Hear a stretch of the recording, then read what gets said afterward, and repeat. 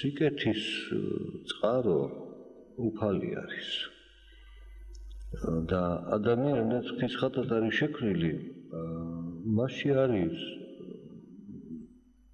უნებრიად მოწოდება კეთილი საქმის კეთების, მოწყალების, შეწევნის, თანადგომის, გულისხმიერების, მაგრამ ეს ბუნებრივი სიკეთე არ არის საკმარისი. რატო არ არის საკმარისი? მე გავიხსენებ ერთ მაგალითს ვინა წერილიდან, როდესაც მდიდარი ჭაბუკი ეკითხება მას ხოლმე უნდა გავაკეთოთ ხომდეო. აი ცნებები დაიცავია. ამას ვიცავ, ამ ცნებას გულისხმობს. მაშინ გაყიდე შენი მონაგები, დაურიგე გლახაკს და მე შემომიდეკია. ეს ვერ შეძლო. ესე იგი, კეთილი იყო ხატია და უფალს წერია შეუყვარდა ის ჭაბუკიო. მაგრამ ის იყო მიჯაჭვული მაინც ამ ქვეყანას, ამ სიმდიდრეს. წარმავალს იყო მიჯაჭვული და სასუფეველისათვის ადამიანი უნდა იყოს თავისუფალი. არ უნდა იყოს ამ ქვეყანაზე მიჯაჭვული. წარმავალზე არ უნდა იყოს მინდობილი. და ხოლო თავისუფალი შევა ამ ქვეყანაში. მონა ვერ შევა. ამ სოფლის მონა ვერ შევა იქ. და ამიტომ ვამბობ, რომ ქრისტეს მიერ ცხოვრება აუცილებელი პირობაა, რომ ადამიანმა დაიკვირდოს სასუფეველი. ეს სასუფეველი არ ნიშნავს, რომ ყველა ვინც მოინათლა, ან ყველა ვინც დადის, იმიტომ რომ ჩვენც მაინც ვართ ადამიანები და ჩვენ შეიძლება ვიყოთ ვიღაცას მიჯაჭვული, რაღაცა ვერ დავტოვოთ, ვერ დავთმოთ, რაღაცა გვენატებული სამსოფლისე, მაგრამ უფალი თანდათან გზრდის.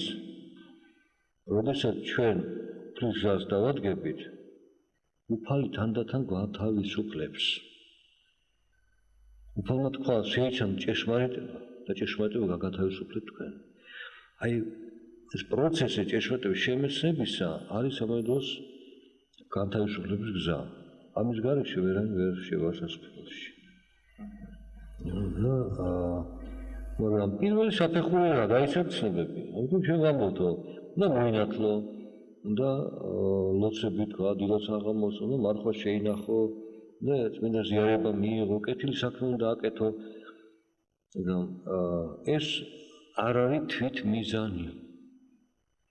და როგორც კი ხდება თვით მიზნად, მაშინ ადამიანი ვარდება თვითმაყოფილებაში და იზღუდება ამ ქვეყნიური თავისმოქმედებით.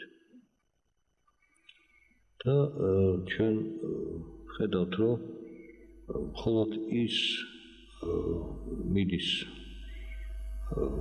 ბოლომდე უფლის გზით, ვინც აი ამ საშუალებებს მიმართავს, რათა მოიპოვოს თავისუფლება. თავისუფლება შეგულისხმოთ ჩვენ მხოლოდ ერთადერს. უფლის მიერ იყოს თავისუფალი. უფალი მასში თავისუფლად მოქმედებდეს. და ის და უფალი იყოს ერთი. როგორც პავლე მოციქული ამბობს, ჩვენ გონება ქრისტესი გვაქვს. რადგან უფალია შემოქმედი ქვეყანისა და უფლის გარეშე ამ ქვეყანას ჩვენ მაინც ვერ გავიგებთ. უფალია წყარო ცხოვრებისა და უფლის გარეშე ჩვენ ცხოვრებას ვერ გავიგებთ. მაგრამ უფლის მიერ ყველაფერი გასაგები ხდება. ამიტომ ეძებეთ, როგორც აცხოვრი გეუბნება, პირველად სასუფეველს ღვთისესა და სამართალსა მისა და ყოველ ესე შეგეძინოთ თქვენ. დანარჩენი ყველაფერი შეგეძინებათ.